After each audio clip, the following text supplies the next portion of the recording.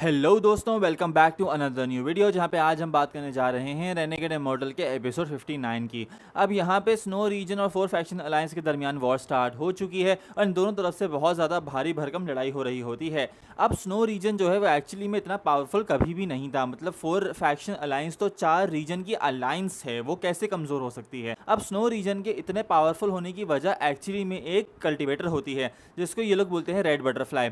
अब जो red butterfly है वो एक बहुत ही ज़बरदस्त किस्म की कल्टीवेटर है जो डायटी ट्रांसफॉर्मेशन स्टेज पे होती है और उसने वो स्टेज अचीव की होती है सिर्फ और सिर्फ 100 साल में। सिर्फ इतना ही नहीं बल्कि वो जो कल्टीवेटर है वो 5 एलिमेंट्स भी कंट्रोल करने की शक्ति रखती है और हर एलिमेंट के अंदर डायटी ट्रांसफॉर्मेशन जितनी पावर छुपी होती है, यानी वो इतनी पावरफुल होती है कि वो अकेली 100 लोगों के बराबर है। अब ये लड़की को एक वर्मिलियन कंट्री होता है जो अप्रोच करता है, बोलता है कि भाई तुम अच्छी कल्टीवेटर हो, हमारे कंट्री में ज्वाइन कर लो। लेकिन ये उनसे बोलती है कि मैं सिर्फ तुम्हारे कंट्री में तब आऊंगी जब तुम स्नो रीजन की हेल्प करोगे फोर फैक्शन को हराने में, क्योंकि अभी इस वक्त स्नो रीजन जहाँ पे मौजूद है वो जगह बहुत ख़राब है, बहुत हार्श क्लाइमेट है, बहुत सर्दी होती है, तो उनको अपनी जगह बदलनी है। जिसके लिए वो लोग चाहते हैं कि फोर फैक्शन अलायंस को हरा के इनके लोगों पर ज़मीनों पर कब्जा कर लें और उनकी पावर को अपना बना लें। तो इसी तरीके से वॉर स्टार्ट हो रही होती है। तो जो फोर फैक्शन अलायंस के 9 एल्डर होते हैं जो डायटी ट्रांसफॉर्मेशन स्टेज पे होते हैं, उन्हें ये बात मालूम होती है कि स्नो रीजन्स की सारी पावर उस रेड बटरफ्लाई की वजह से ही है और अगर उन्होंने उस रेड बटरफ्लाई को मार दिया तो वॉर जीतना उनके लिए बहुत आसान हो जाएगा। इसलिए वो 9 एल्डर फिर ये प्लान बनाते हैं कि वो अपनी लाइफ स्पैन को बर्न करके एक दाव आजमाएंगे। बेसिकली एक एरो वाला मूव होता है वो अपनाएंगे ताकि उस रेड बटरफ्लाई को मार सकें और स्नो रीजन को हरा दें।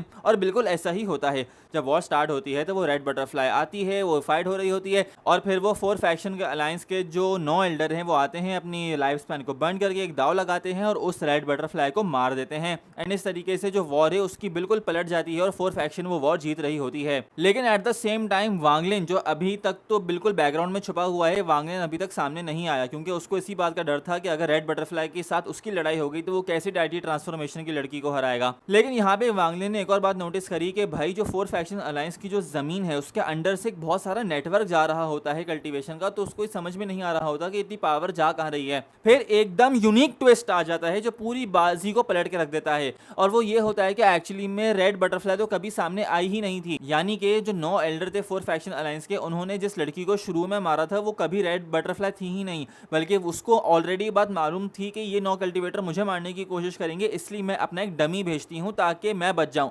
अब जब रेड बटरफ्लाई आ जाती है तो वो 9 एल्डर तो पहले से ही कमजोर हो गए, उन्होंने तो अपनी लाइफ स्पैन बर्न कर ली और फिर वो जो रेड बटरफ्लाई है उसने बैकग्राउंड में अपना एक जाल बिछा के रखा होता है फोर फैक्शन अलायंस पे, जिसको वो एक्टिवेट कर देती है, जिसकी वजह से हर चीज बर्फ बनना शुरू हो जाती है और फोर फैक्शन अलायंस को भारी नुकसान होता है। अभी तक वांगलिन इसी बात को मॉनिटर कर रहा है और अब आगे चल के ये देखना होगा कि क्या वांगलिन इस रेड बटरफ्लाई के साथ फाइट करता है और अगर तो ये होती है तो क्या फोर फैक्शन अलायंस ये वॉर जीतती है या स्नो रीजन जीत जाती है। चैनल को सब्सक्राइब करें, वीडियो को लाइक करें, शेयर करें क्योंकि अगली वीडियो जल्दी आने वाली है।